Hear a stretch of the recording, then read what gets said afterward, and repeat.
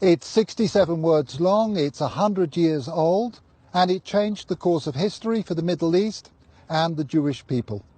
The Balfour Declaration, the expression of the British government's support for a Jewish home in Palestine, was sent by British Foreign Secretary Arthur Balfour to the second Lord Rothschild.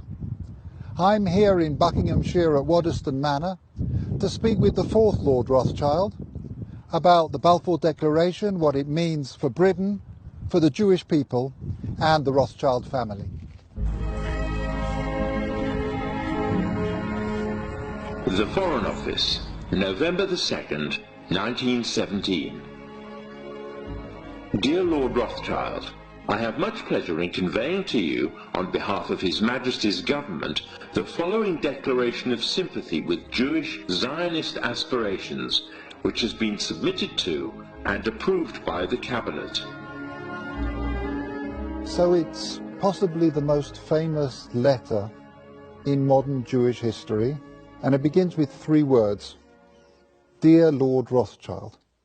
Why was it that this letter was sent by the Foreign Secretary to your great-uncle Walter?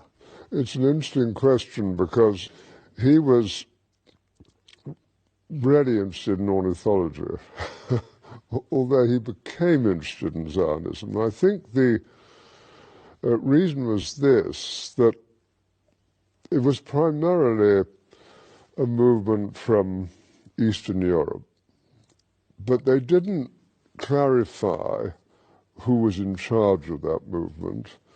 And in addition, it was, after all, in Great Britain. So they felt that the Rothschild family should be the one to whom it was addressed. And Walter was Lord Rothschild, and he was a Zionist. And those really are the background reasons. So Walter received the Balfour Declaration, and I have a copy here. And I wonder if I could possibly ask you to read it for us. Yes, indeed. Yeah. I'm going to put on my spectacles to make sure I read it accurately. His Majesty's Government view with favour the establishment of Palestine as a national home for the Jewish people, and will use their best endeavours to facilitate the achievement of this object, it being clearly understood that nothing shall be done which may prejudice the civil and religious rights of existing non-Jewish communities in Palestine, or the rights and political status enjoyed by Jews in any other country. I should be grateful if you would bring this declaration to the knowledge of the Zionist Federation. Yours, Arthur Balfour. And here it is, the Balfour Declaration. What do you feel when you see it here?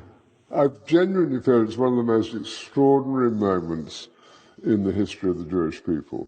If you think it took 3,000 years to get to this.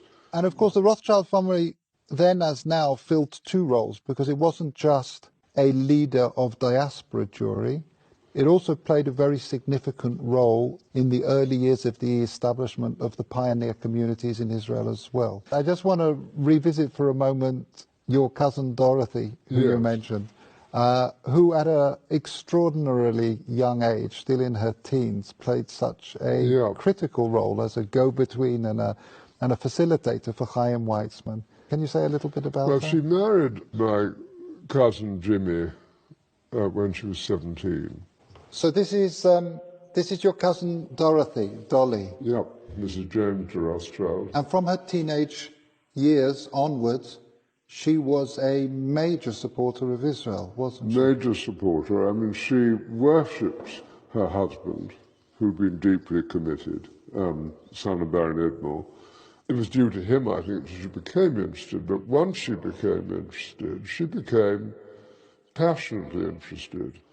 After his death, she became even more committed. She just wanted to carry out his wishes and what he cared deeply about. And you can read letters from her to Weizmann and from Weizmann to her when she was only 17. And what she did which was crucially important, was to connect up Weizmann with the British establishment. I think she also trained him in how to deal. She helped educate how to and it's conduct himself. At that age, but she did sort of tell Weizmann, how to kind of integrate, how to insert himself into British establishment life, which he learned very quickly.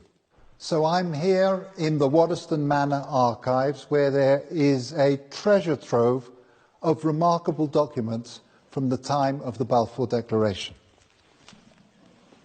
We have the correspondence here between the teenage Dorothy and her husband James, and it's really a love story. Here we have detailed letters describing her dealings with Zionist leaders, her advice and her suggestions regarding the conferences of the Zionist movement. And here we have a letter that the young Dorothy, still not 20, sent to Dr. Chaim Weizmann, where she's talking about the meetings that she's arranged for him. And as we've heard, she was helpful in training and preparing him to enter into the highest echelons of British society to advance the cause of the Zionist movement.